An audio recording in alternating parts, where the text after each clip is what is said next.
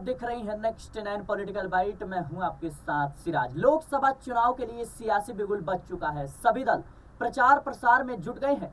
पिछले 2 बार से सत्ता पर काबिज भारतीय जनता पार्टी एक बार फिर सरकार में लौटने की पूरी कोशिश कर रही है। वहीं कांग्रेस के नेतृत्व वाला इंडिया गठबंधन इस बार बीजेपी के विजय रथ को रोकने के लिए तमाम कोशिशें कर रहा है।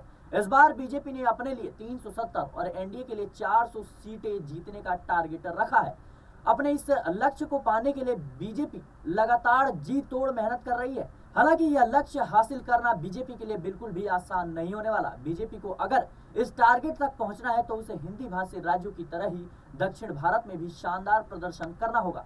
यही कारण है कि पीएम मोदी ने दक्षिण भारत के राज्यों के ताबड़तोड़ दौरे किए और इसी बीच लोक पोल ने जो है दक्षिण भारत के राज्य तमिलनाडु, केरल, तेलंगाना, आंध्र प्रदेश, कर्नाटक, पुडुचेरी में चुनाव का मिजाज समझने के लिए ओपिनियन पोल किया है। इस ओपिनियन पोल के मुताबिक साउथ की 132 सीटों में से कांग्रेस के नेतृत्व वाले इंडिया गठबंधन को 78 से 82 सीटें मिलती हुई नजर आ रही हैं, जबकि बीजेपी के नेतृत्व वाले एनडीए को 28 से 34 सीटें ही मिलने के अनुमान है।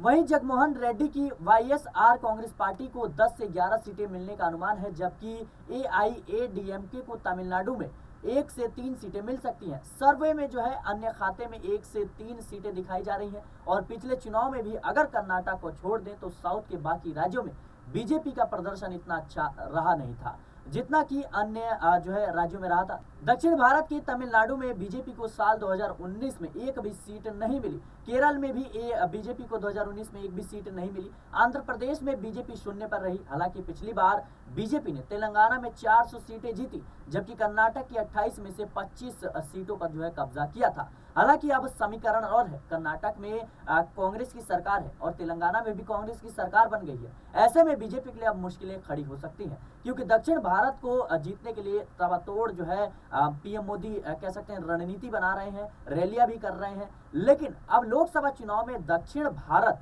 क्या पीएम मोदी के 400 पार वाले आंकड़े पर अब कुछ हिस्सेदारी रखेगा?